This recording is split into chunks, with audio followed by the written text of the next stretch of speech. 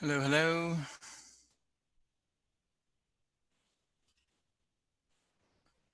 Oh, I'm using the computer audio. Okay.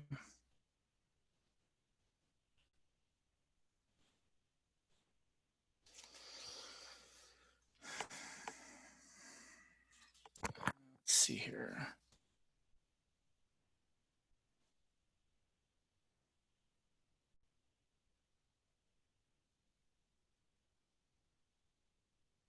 Logitech headset. So it should be, yeah. Okay. Uh,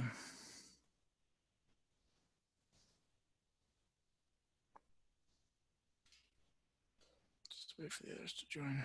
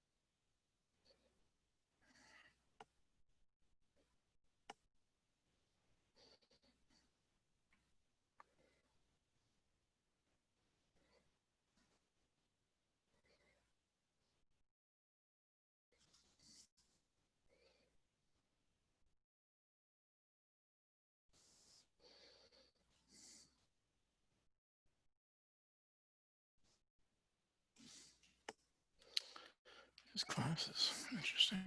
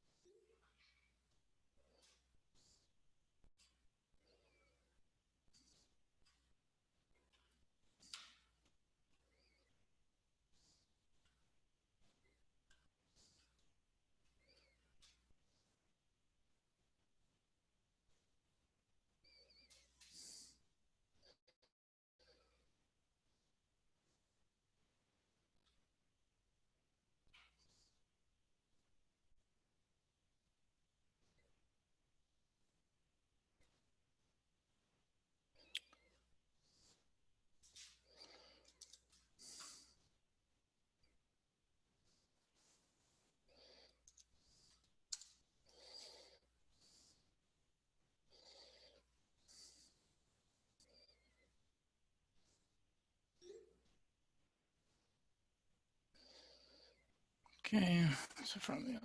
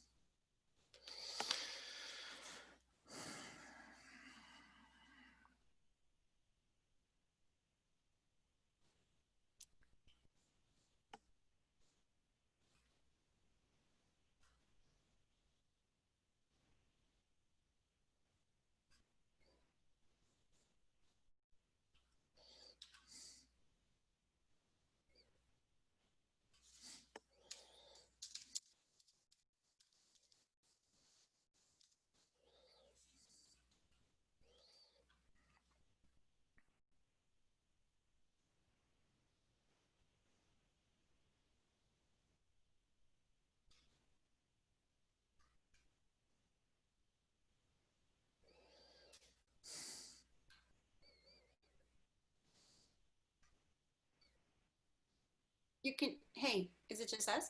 Hey, it's us right now and Cass. Hey, Phil, you can change your name if you want on your Oh, okay. screen.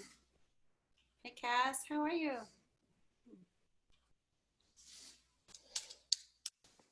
I gotta get out of a few things. I'm gonna try to turn up my volume here. Is that better? What's max? Sounds great to me. Sounds perfect. All right. You're all, you got the halo there. What do you think? You think you're better than us? No. Shadowed. I can't see you now.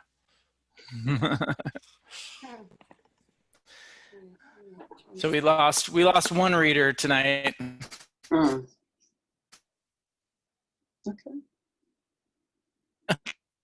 Okay. We'll see. This might be pretty short, but I wasn't ready for a Zoom. I'm putting my whatever. You don't have to show yourself. You know, you could go dark. You could go blank screen.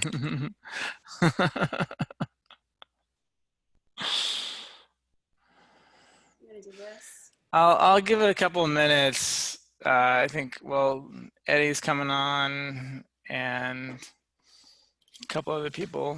My mom. I'm trying to figure out. Now I really have to get myself together. Hey, oh, no. Me too. No, come on, stop. All right.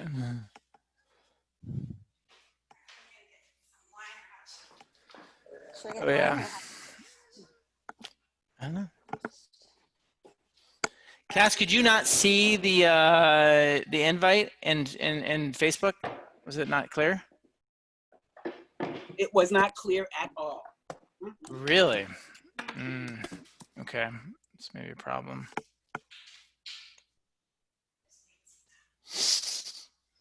All right, let me see. Yeah.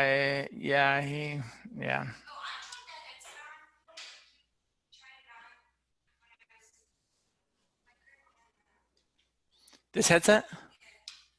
You didn't like it? Oh, they couldn't hear it. Oh, Uncle Jerry's going to attend. That's nice. Okay. He usually doesn't have a problem getting on, so we'll see.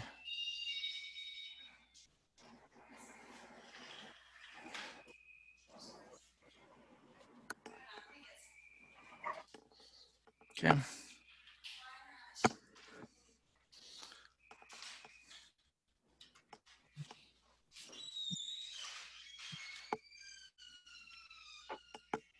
All right. I'm going somewhere else. Everyone's got to get comfortable. Everyone's got to get their beverage. It's okay. Wine. That's exactly.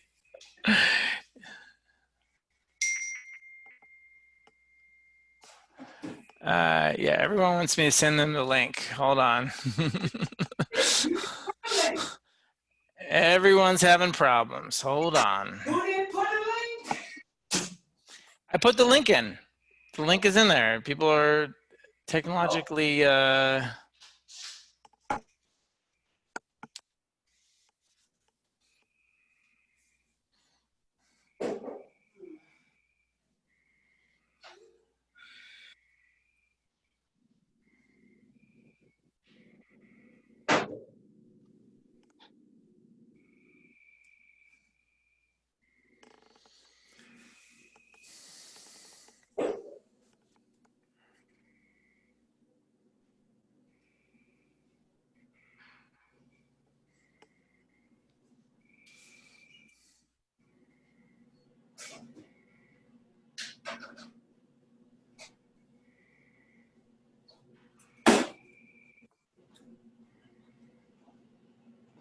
back.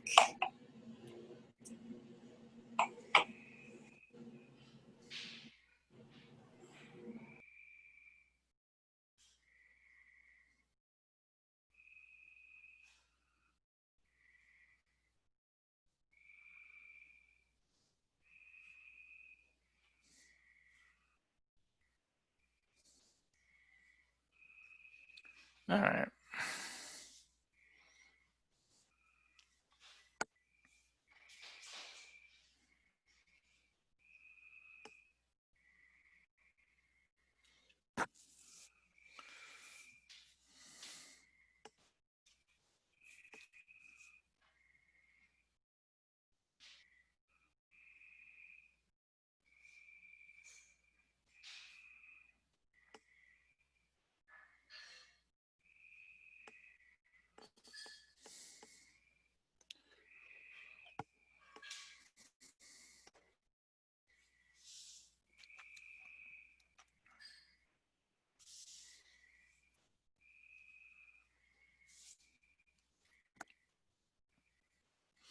Hey, Ma.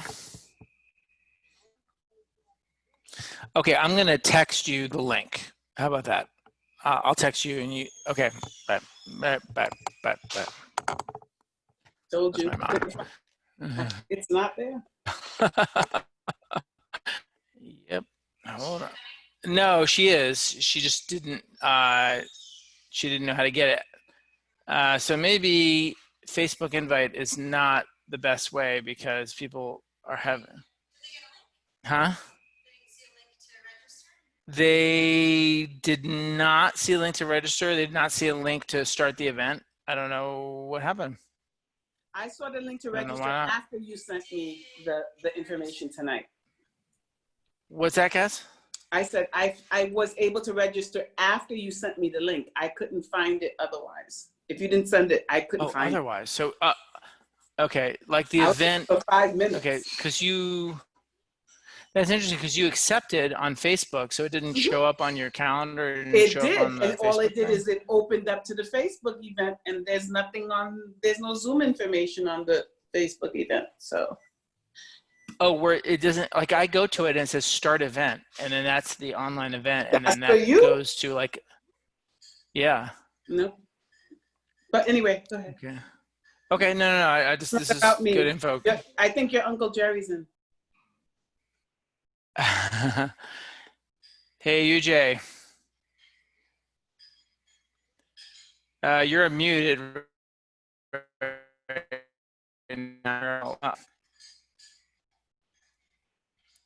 Uncle Jerry, we can't hear you. Or Jerry. Can you hear me? Can you hear me now? I can hear you now. Yep. But you told me not to speak, though.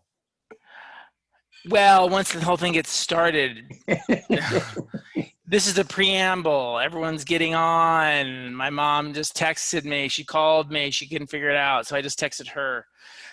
So far, we're pretty much we're 2 for 3, 2 for 5 people being able to get on. Okay. All right. I had a little difficulty getting on for some reason. Okay. The first thing I put up a Facebook invite. Yeah. But I had to read into it. Yeah, but eventually I muddled through it. You got it. You got it. Yeah. You know what? I had a Zoom fail with you earlier this week, so yeah. I can't. I can't be too judgmental.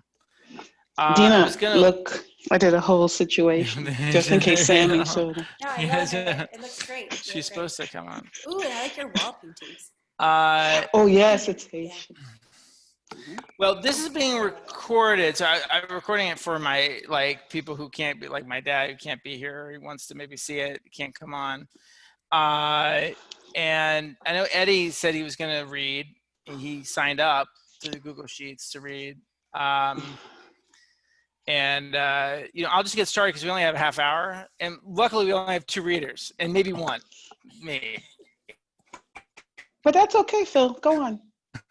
I had this idea. I thought, I've been reading, especially during this time. I have a long, enduring love of poetry, and I just realized I'm like, there's so much good stuff out there that a lot of people don't know, haven't been or not aware of. People who don't read poetry regularly certainly won't be aware of it. So I thought, it might be good to just do a reading of published, would be considered, top quality poetry, not personal poetry, not anything like anybody's unpublished poetry, just like poems that have been published that are sort of recognized to be sort of the best of the best. And so that's what this is. So we'll see. This is the first one. You are the maiden voyagers. So we'll see. I'm going to start, and people who show up will show up, and it's all good. So I have a list. There's a Google Sheets that's on the invite that people can't get to, I guess. But and I'm going to mute this actually too, because I said I would. And how to mute everyone is mute all. Okay, good. Okay, I'm gonna mute everyone just so I can read. And then I will I came up with these rules. Basically, I'm gonna read for 10 minutes and then I will comment on the poems I read. I think I'm gonna read everything at once. I'll just mention the poet, the name of the poet, the name of the poem, the publication that I got it from, and then read through. And then you just sort of listen, enjoy, I will, and then I'll go back and I'll make comments on it.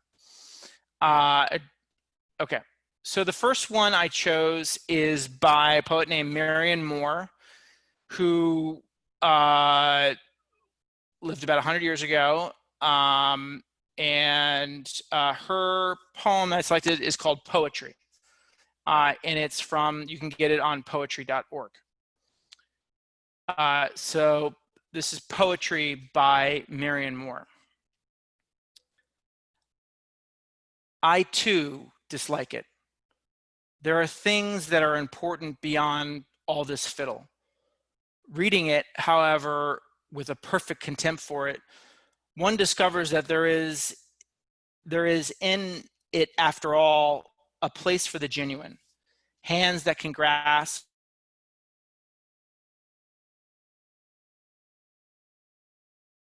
things are important, not because a high-sounding interpretation can be put upon them, but because they are useful. When they become so derivative as to become unintelligible, the same thing may be said for all of us, that we do not admire what we cannot understand. The bat holding on upside down or in quest of something to eat, elephants pushing, a wild horse taking a roll, a tireless wolf under a tree, the immovable critic twinkling his skin like a horse that feels a flea, the baseball fan, the statistician, case after case could be cited did one wish it. Nor is it valid to discriminate against business documents and school books. All these phenomena are important. One must make a distinction, however. When dragged into prominence by half poets, the result is not poetry, nor till the autocrats among us can be literalists of the imagination, above insolence and triviality, and can present for inspection imaginary gardens with real toads in them, shall we have it? In the meantime, if you demand on the one hand, in defiance of their opinion, the raw material of poetry and all its rawness, and that which is on the other hand, genuine, then you are interested in poetry. All right, the next one is by a poet named Donald Justice. And the title of the poem is Minute 40, and it can be found on the Poetry Foundation website, poetryfoundation.org. And this is Minute 40 by Donald Justice. Men at 40 learn to close softly the doors to rooms they will not be coming back to. At rest on a stair landing, they feel it moving beneath them now like the deck of a ship, though the swell is gentle.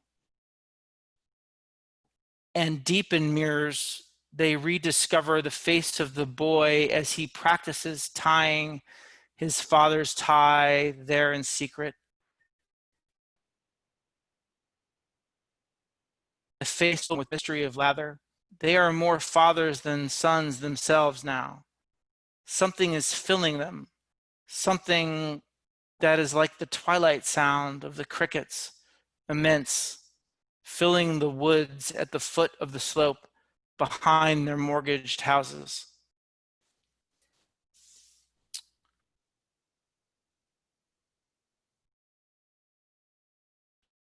The poet named Roberta Hill Whiteman, and the poem title is called Reaching Yellow River, and it's in the Penguin Anthology of 20th Century Poems.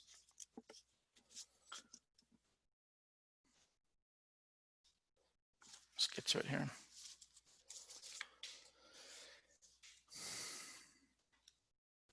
This is Reaching Yellow River by Roberta Hill Whiteman.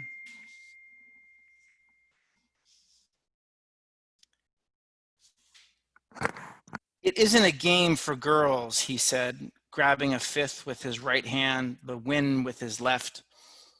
For 6 days, I raced Jack Daniels. He cheated, told jokes. Some weren't even funny. That's how come he won. It took a long time to reach this yellow river. I'm not yet 30, or is it 31? Figured all my years carried the same hard thaw. Out here, house lights hid deep inside the trees. For a while, I believe this road cut across to Spring Creek, and I was trucking home. I could kid you now, say I ran it clean, gasping on one lung, loaded by a knapsack of distrust and hesitation. I never got the tone in all the talk of cure.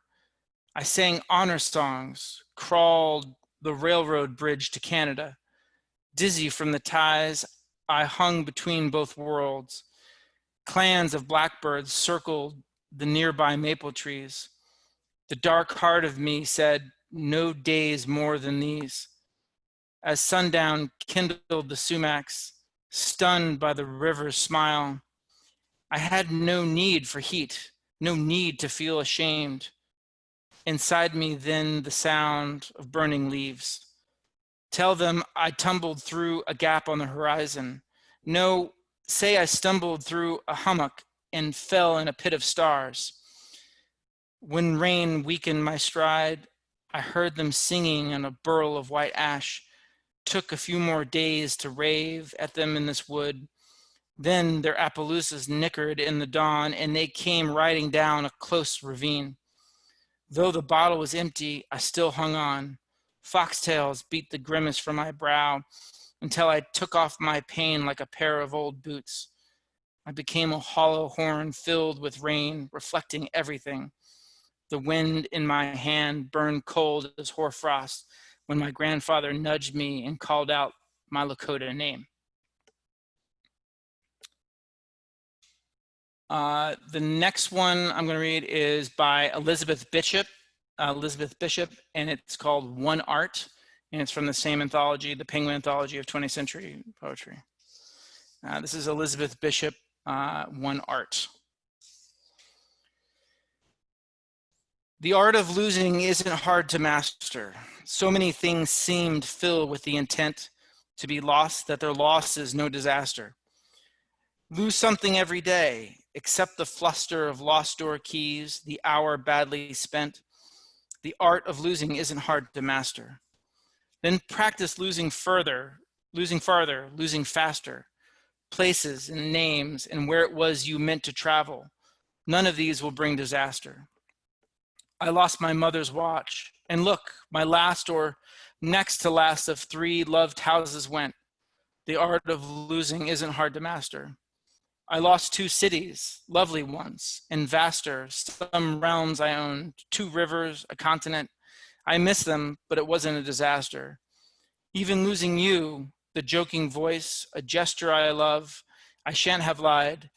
It's evident the art of losing's not too hard to master, though it may look like, write it, like disaster. And the last one I'm going to read is by a poet named Ted Kooser, and it's called A Winter Morning. And it's found in Poet's Choice, edited by Edward Hirsch. The poem's A Winter Morning by Ted Kooser. A farmhouse window far back from the highway speaks to the darkness in a small, sure voice. Against this stillness, only a kettle's whisper, and against the starry cold, one small blue ring of flame. That's it. It's just a short one.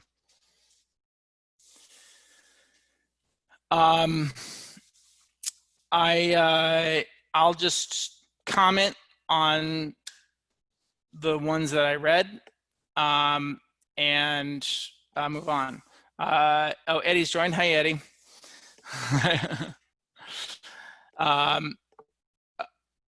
Okay, I'll make my comment. So Marion Moore poetry, which she said it begins with "I too dislike it," is just one of these, like, and she wrote this like 80 years ago, and about the general sensibility of that. Everyone doesn't like poetry. That's the beginning thing. I don't like poetry. I don't understand it. But then she digs in and realizes that there's this place for the genuine.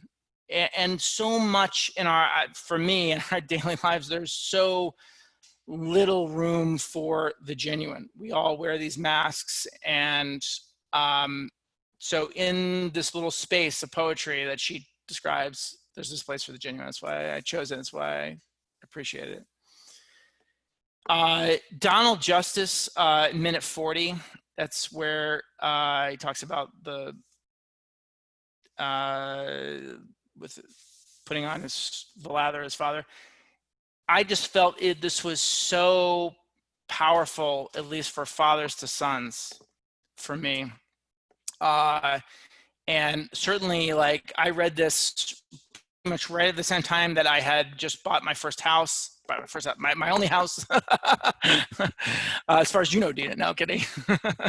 No, my only house.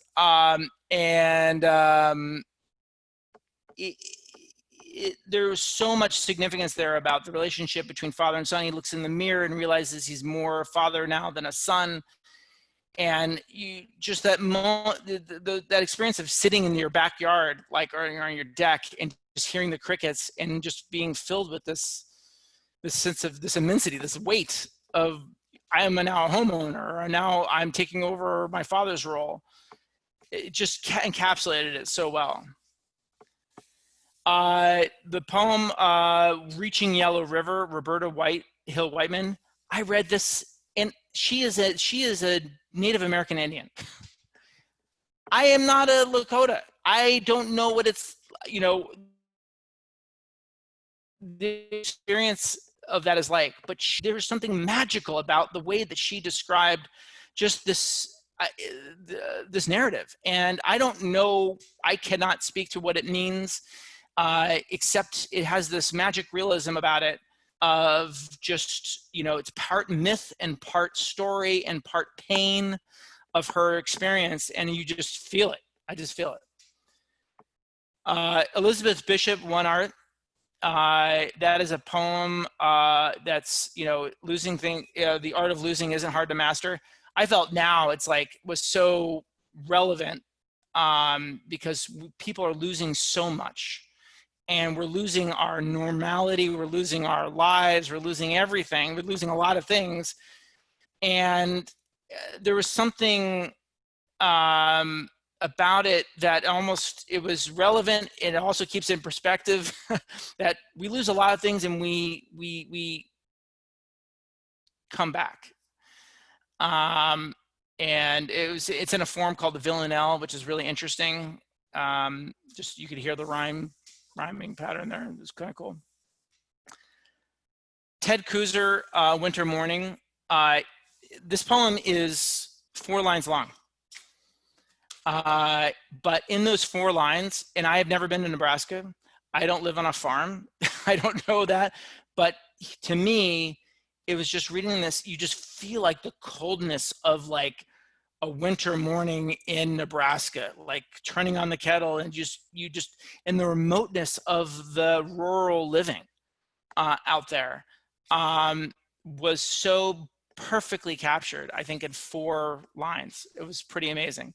And I just love that. I see that. I'm like, oh my God, that's just like, and I would have to live there for 30 years to know if that was accurate or like if that sensibility is accurate, but it seems like it would be, at least the feeling of it. So those are the poems I first chose. I'm gonna hand it off to Eddie, who, thank you, Eddie, for coming on. Let's see if I can unmute you. Okay, are you unmuted? Can you hear me? Oh, wait, hold on. I gotta unmute you. Hold on. Can you unmute yourself? Here, I'll try to unmute all. Go like that. Does that work? That works, yeah. Okay.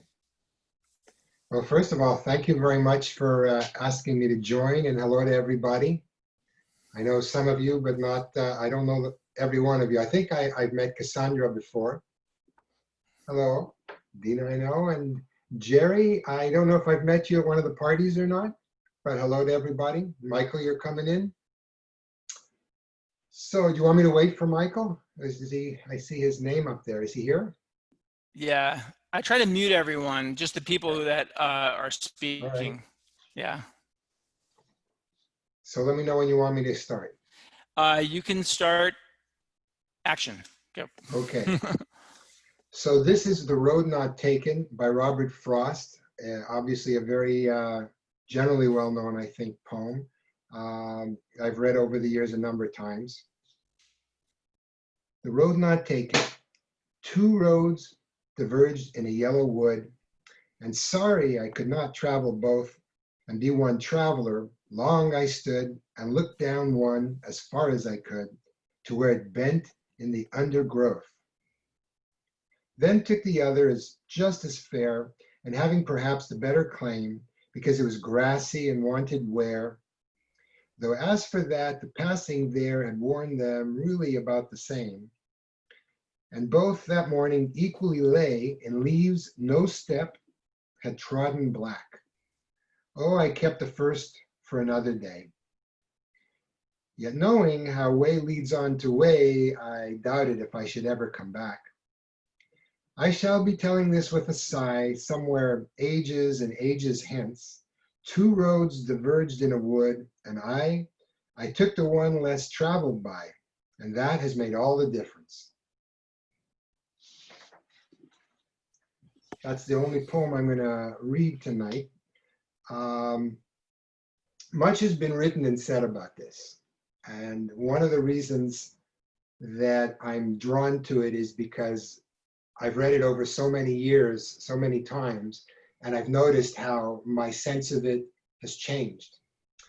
And I also realized something very interesting doing a little bit of research a while ago and reviewing it again, because it struck me as, you know, there's something going on here beyond what's just apparent on the page.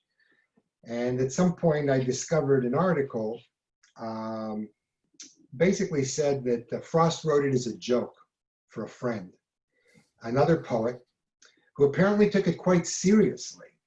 And basically, he frequently thought after their hikes, this was a friend of Frost, that the alternative path may have actually been preferable. It's interesting, he probably didn't take it, but he said, maybe we should have gone that way. And so Frost was, you know, responded later on that this is actually something that happened. You know, I would go on hikes with this guy, and it was just so consistent that he would say, hey, we should have gone the other way, it's probably better. So personally, I'm more interested in how the poem affects me than what Frost may be intending. And that's one of my approaches to poetry and songs and writing. I realize that whoever wrote it thinks whatever they want to think, and that's great. And maybe I'll understand what they were thinking, maybe I won't, but how it affects me and how it impacts me is something that I can sense fairly clearly to some point, you know, and meaningfully, and more so sometimes than others. So along those lines, a lot of the substance of the poem can get lost in shared analyses by readers. So I try to stay away from doing too much of that. So my first impression years ago was to feel more value and appeal in something that had been less used or worn. I figured, hey, you know, fewer people have been down there. It's been less changed by all these people who've been coming along. It's closer to nature, so yeah, that has a lot of appeal. That's understandable. That's a good thing. But over the years, I came to appreciate safety and caution a bit more, and then a bit more still. So the perspective changed to some degree. And today, I can see how a path through a forest can become a rolling tangle of interstate loops. I think we've all seen some of that. And feel a shrinking loss and then further motion. And my inner voice tells me, perhaps I don't take the road, but rather the road takes me. I can ask which road and decide where to. So it's better, I believe, to make my own road. Take me where I want to go and leave all the differences for others to enjoy in their own ways. And then I'll move along with my journey while wondering where my next landing will actually be. And what I really enjoy about this particular poem and this situation is that there are a lot of different people who think a lot of different things, and they can all be valid, and the analyses of experts can be very enlightening and meaningful. But there's something very valuable and precious in letting your own inner voice, you know, your feeling of what you're reading come through. And in this situation with this particular poem personally, for whatever it's worth, I'm not aware of any other poem that's been as reviewed and is talked about, and at least in the English language in the States and Canada. This is really, really up there. So it jumped out at me. And then when I thought, you know, wow, all these other things I'd read about it, and how important it is to put all that aside to some degree so that it doesn't affect you too much. But that's basically it. So thank you very much for listening. Eddie. Thanks, Eddie. I really appreciate you reading. Yeah, our other reader tonight, Tom, couldn't make it. So that's it. I think for the first one, working out all our technological kinks. You know, I'm planning. I think I'm gonna try to do it every week. And there's so many that I have, just poems that at least I can select. And I'm hoping, you know, if people want to come back, that's great. If you know, come back in a couple months, whatever you want to do. I mean, I figured it's one of those things like, you know, just pop in, pop out. And if you want to read, I changed the directions. I initially said to send me an email, but it's too busy right now to do that. So there is a Google Sheet view, Google Sheets Excel that people can sign up for the next week, and you can just indicate the publication and the date you want to read. You could put your date. You say, oh, I'll be available on 6 weeks from now, and that's fine. Just put that there, and we'll just arrange it by date of read, and that's we'll hold your space. That's fine. You know, the rules, as I said, as I kind of came up with them, is that just the people who are reading will get to speak.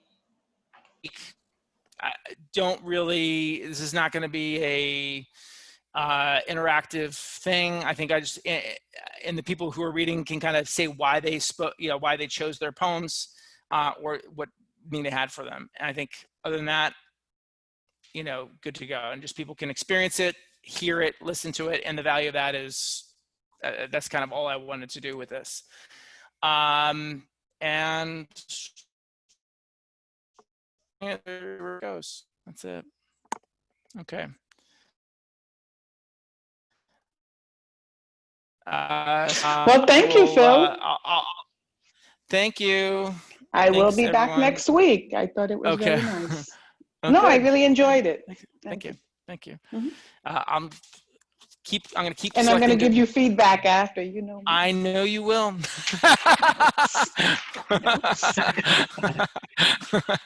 Full page of feedback. No, I appreciate everyone, and yeah, we'll keep it going. And then make sure Sammy gets on next time. You got to do a test run, like 30 minutes before. Yeah, that's 30 minutes before. I think she would have we'll liked see. it. Yeah. Okay. Well, Okay, it's guys. recorded, so I'm gonna share with her. Yeah. All Okay, right. cool. Thanks. All right. Okay, bye. Bye, guys. Bye. Bye. Thanks, Phil. It was good. Thank you. Thanks, Sherry. Bye, Eddie. Good to Bye. see you. Thanks, Eddie. Bye.